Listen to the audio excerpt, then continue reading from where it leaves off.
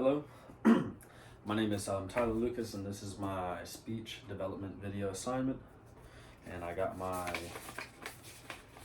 six note cards for the 6 videos. All right. First video is how to start a speech, and the first point was tell a concise story. So make sure that you're not just rambling on. You have your story. You have it written down what you're going to talk about. You have it written down in your head. You understand why you're speaking. You know why you're speaking. You're staying to the point. Ask audience some key questions. So always keep your audience tuned in.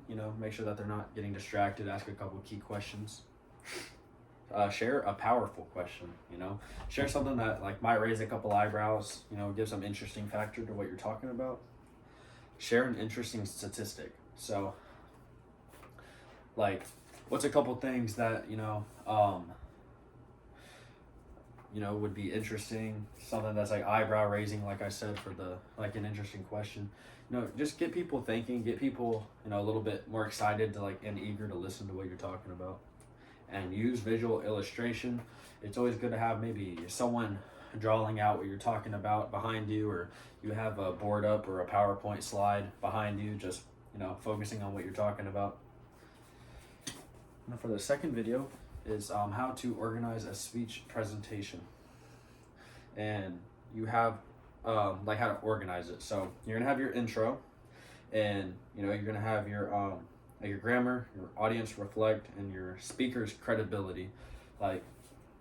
You make sure that you're starting off strong, you're going into it, but then it's here's what I'm talking about, here's why I'm talking about it, and then it's also I have a PhD in this. That's why, you can trust my, my advice or my opinion, or trust the reason why I'm speaking. And then your body, in the video it had we're gonna have your point 1, your point 2, and your point 3, and then you have you have your points below, and then your conclusion where you're just signing it out, and you want to make sure to signal the end. You want to reinforce your argument.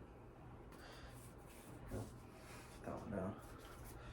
And then your third video is body language for presentations. It's good to keep eye contact and smile. Practice good postures and gestures, and pause after key ideas. And that was kind of the one that was kind of emphasized pretty hard is if you have a key idea or you're saying something really important, pause and don't just keep talking. Because if you pause, you said something important but you kept talking, so they're listening, and they're still listening through, but you said something important here. You want to say something important, give them a pause so there's no noise for them to really take in what you had just said that was important. And then how to practice a speech or presentation.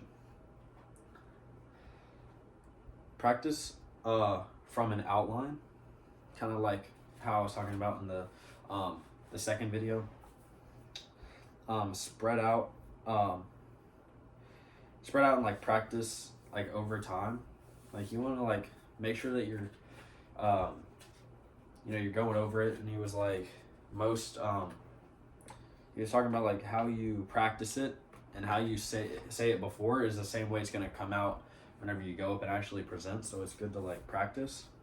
Sorry, here. And it says focus on just one improvement each time. So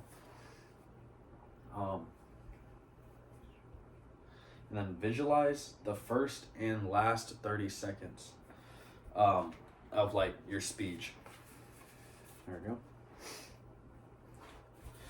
And this one is how to practice a speech 3 days out.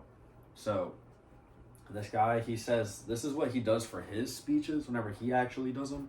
He was talking about how you're gonna have just a big word glob, and that's good because you have so many great things here, there, and here, but there's gonna be things that you can always cut out. So the first day of his 3 days out, he cuts out extra words, and he cuts out all the extra words. Not saying that they aren't important, but it doesn't maybe keep the story super concise to what he wanted. Keep the juicy stuff. So he wanted us to keep keep what's important, keep what's eyebrow raising, keep what's, gonna keep you, you know, keep like what the audience is there to hear, or what's gonna raise the audience's eyebrows. And always go through your speech often.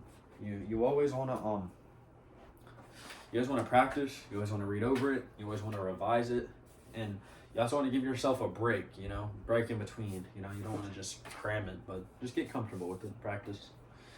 Right here it says, I got how to open and close presentations. So I'm checking the time, making sure I'm good. Here. Oh man. So I got audience reliance. I have establish personal credibility. Yeah, thesis statement, brief overview or main points, signal the end. And this is kind of like he kind of says a lot of these things in the 6th video that you can get from the first 5 that are shown for the assignment. And even one video, what I like about that guy, like that YouTube guy,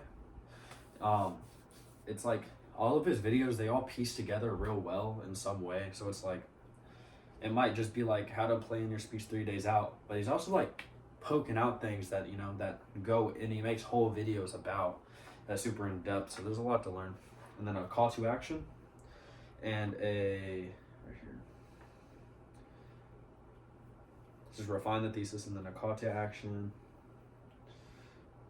and then a clincher. So like you're leaving them still with I guess a grasp. You want to leave them with something that they can hold whenever they leave. They don't feel like they're just leaving without getting information. Maybe they didn't leave without getting their mind changed, or they got left without a overbearing question. So you should make sure that you leave them impactful. All